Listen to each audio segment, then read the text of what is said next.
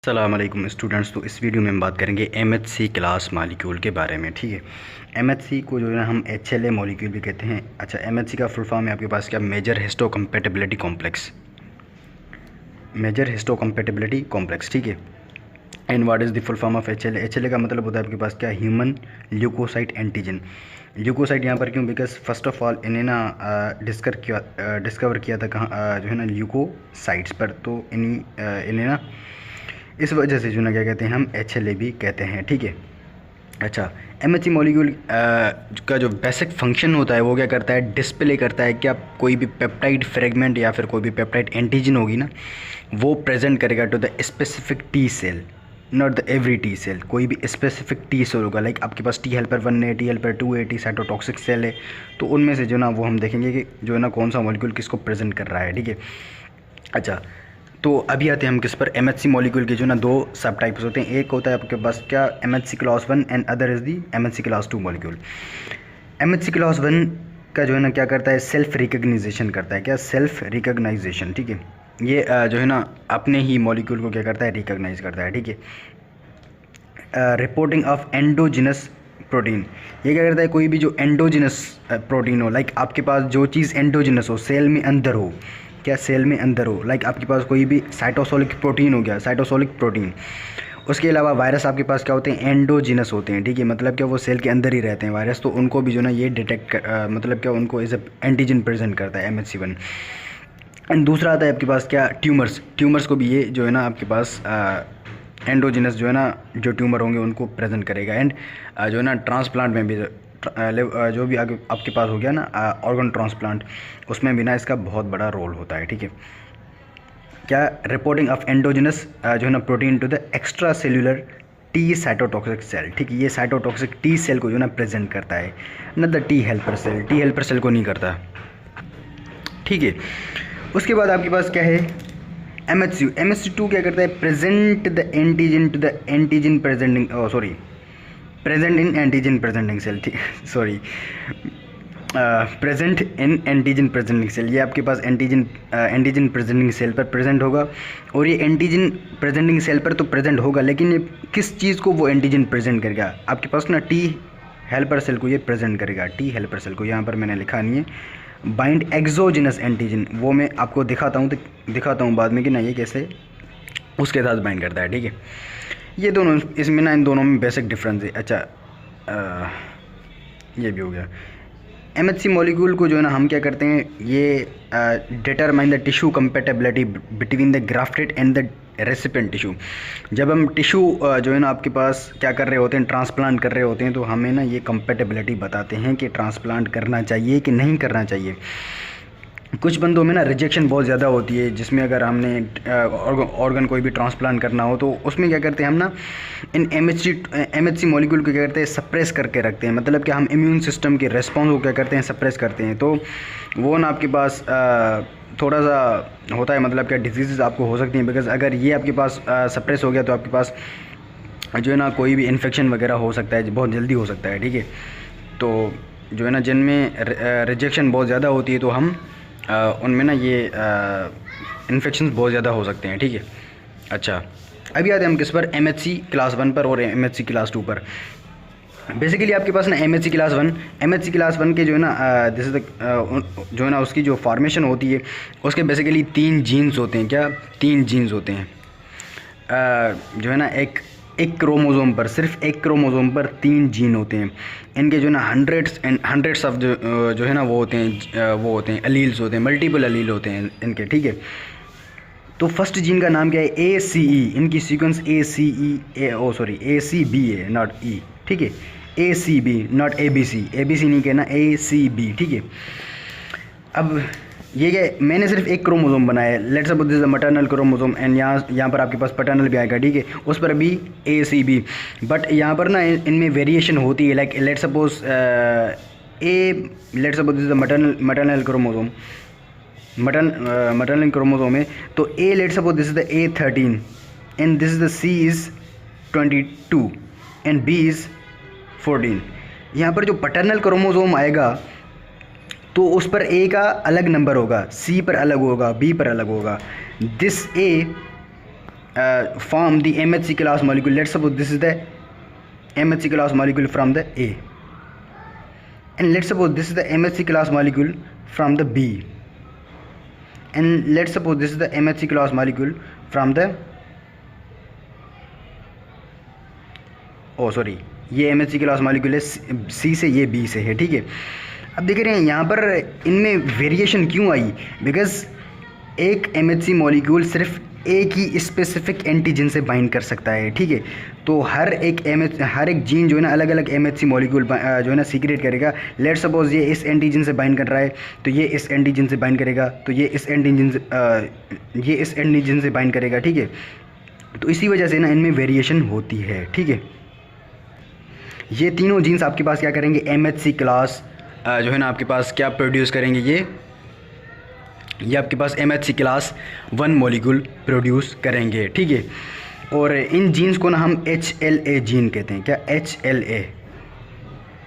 HLA gene, HLA-C gene, HLA-B gene, ठीक है।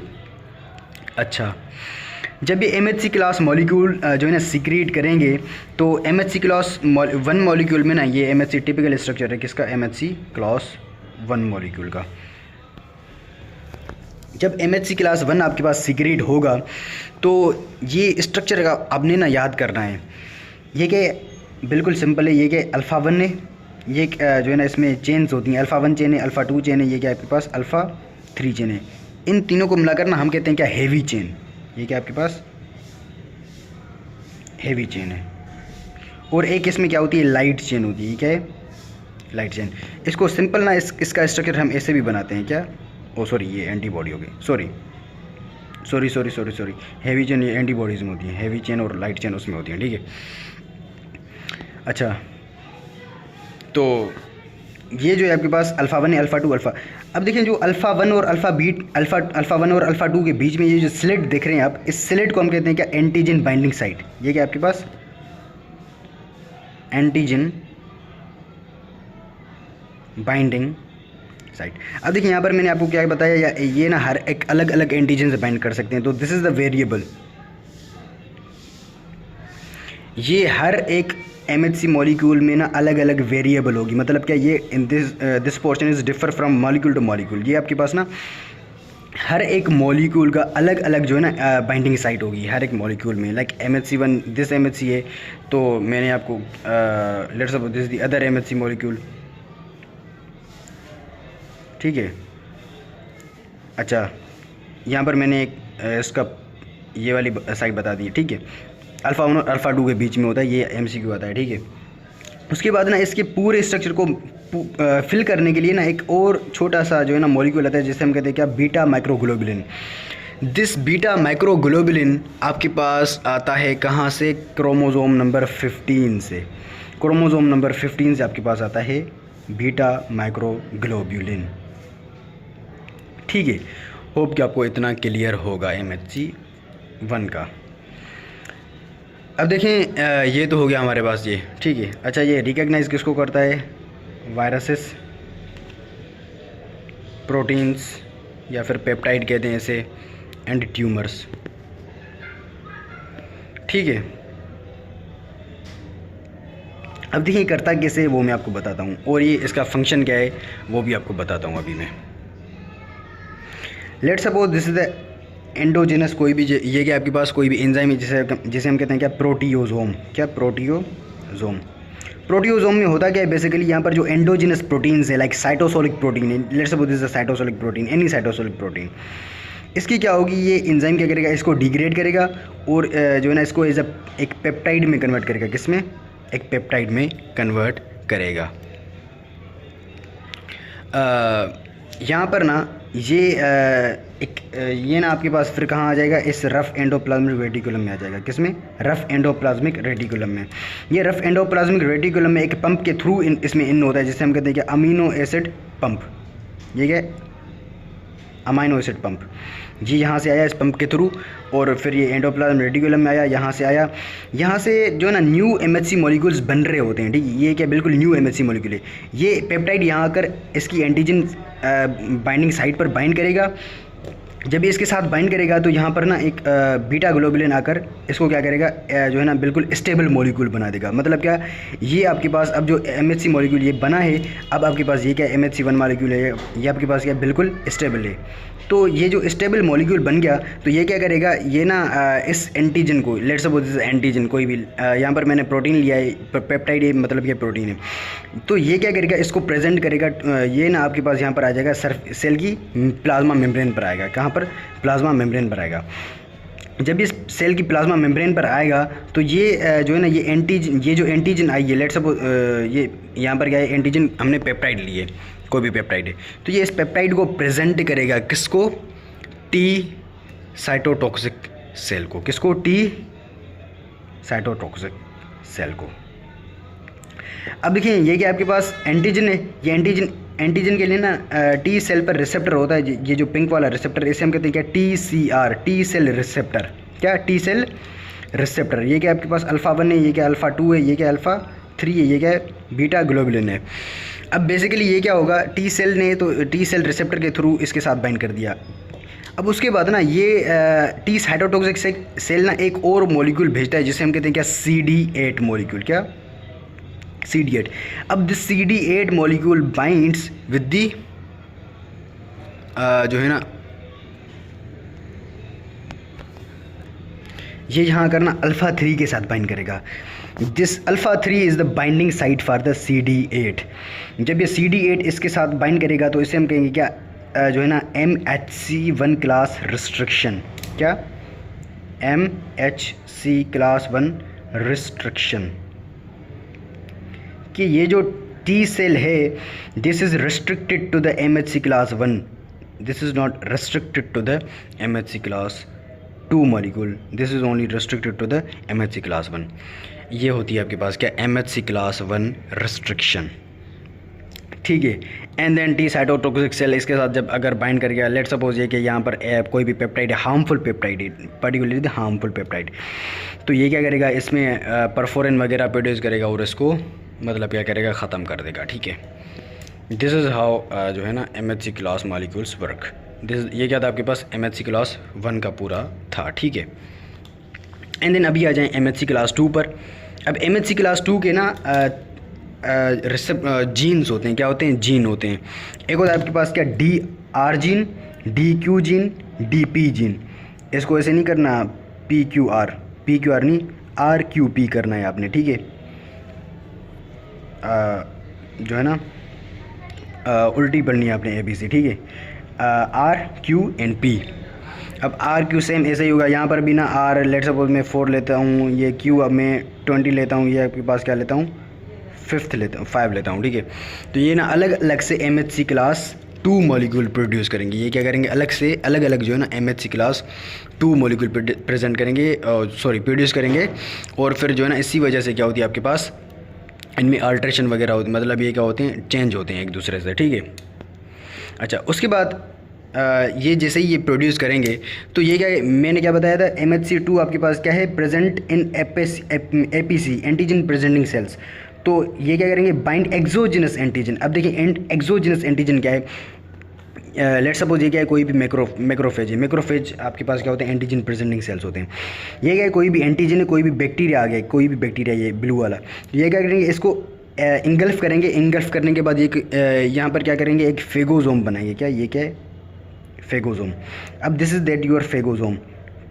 अब जैसे ही फेगोजोम आया तो फेगोजोम में आपके पास क्या होगा, ये जो MHC क्लास 2 मॉलिक्यूल है ये इसमें इन हो जाएगा और ये इस एंटीजन के साथ यहाँ पर क्या करेगा, बाइंड करेगा। जब ये इसके साथ बाइंड करेगा तो ये एंटीजन प्रेजेंटिंग सेल क्या करेगा, इसको अपनी सरफेस पर शो करेगा। मतलब क्या करेगा, इसको शो करेगा to the T helper cells. ठीक है। अभी आपको इतना पता हो गया होगा। अच्छा, अब देखें ना MHC क्लास 2 का structure is different than the MHC class 1। वहाँ पर क्या था, अल्फ़ा 1, अल्फ़ा 2, अल्फ़ा 3 एंड माइक्रोसी जो ना एक चेन दी बीटा। यहाँ पर क्या होगा, एक पूरी अल्फ़ा चेन होगी, एक पूरी बीटा चेन होगी। अल्फ़ा 1 एंड अल्फ़ा 2 के बीच में यहाँ पर जो होगी, ये होगी आपके पास क्या, बाइंडिंग साइट। क्या? Antigen binding site. यहाँ पर देखें, यहाँ पर क्या था, सिर्फ अल्फ़ा 1 एंड अल्फ़ा 2 के बीच में था, तो MCQ यहाँ पर बन सकता है। ठीक है। अच्छा, and this is the variable portion, क्या वेरिएबल पोर्शन है ये, ठीक है। And this is the beta 2 and this is the alpha 2 chain, ठीक है। ये आपके पास क्या है, इसका टिपिकल स्ट्रक्चर है MHC क्लास 2 मॉलिक्यूल। ये क्या है आपके पास MHC क्लास 2 मॉलिक्यूल है। अब देखिए जैसे ही इसने ये एंटीजन आई, इसने MHC 2 पर ये बाइंड किया। अब MHC इस ये क्या है आपके पास APC है, कोई भी एंटीजन प्रेजेंटिंग सेल है, ठीक है। इसने प्रेजेंट किया to the T helper cell. अब देखिए यहाँ पर सेम होगा, ये क्या होगा आपके पास TCR, this is your T cell receptor. In this T cell receptor bind to the antigen. इस T सेल के बाद पास क्या था, साइटोटॉक्सिक T सेल के पास क्या था आपके पास CD8 था, ठीक है। तो T हेल्पर सेल क्या करेगा, ये एक आर्म के थ्रू ना इस ये क्या आपके पास अल्फ़ा 1 है और ये क्या बीटा 1 है, ये क्या अल्फ़ा 2 है, this is your beta 2। This arm will bind with the beta 2 arm of the MHC class 2, this is called your CD4 positive. ये पॉजिटिव होते हैं। T हेल्पर सेल आपके पास क्या होते हैं, CD4 पॉजिटिव सेल्स होते हैं। तो इस T हेल्पर सेल को हम क्या कहेंगे, MHC क्लास 2 रिस्ट्रिक्शन, क्या restriction. This T helper cell is restricted to the MHC 2 class, ठीक है, MHC क्लास 2, ठीक है। सो ये फिर जो है ना इसी के साथ बाइंड करेगा। एंड जब इसके साथ ये बाइंड करता है तो यहाँ पर ना ये एक सिग्नल होता है, ये CD3 को एक्टिवेट करते हैं और जो है ना आपके पास जो है ना इम्यूनोलॉजिक रिस्पॉन्स होता है, ठीक है। होप कि आपको इतना क्लियर होगा। अच्छा एक और चीज़ यहाँ पर मैं क्लियर कर दूँ, देख रहे हैं यहाँ पर ये जो CD4 है ये आपके पास बाइंड कर रहा है किसके साथ, बीटा 2 के साथ। बट यहाँ पर क्या था, ये जो CD8 था वो अल्फ़ा 3 के साथ बाइंड कर रहा था। तो ये MCQ यहाँ से बन सकता है, ठीक है। होप कि आपको ये क्लियर होगा। So this is all about the MHC class molecule.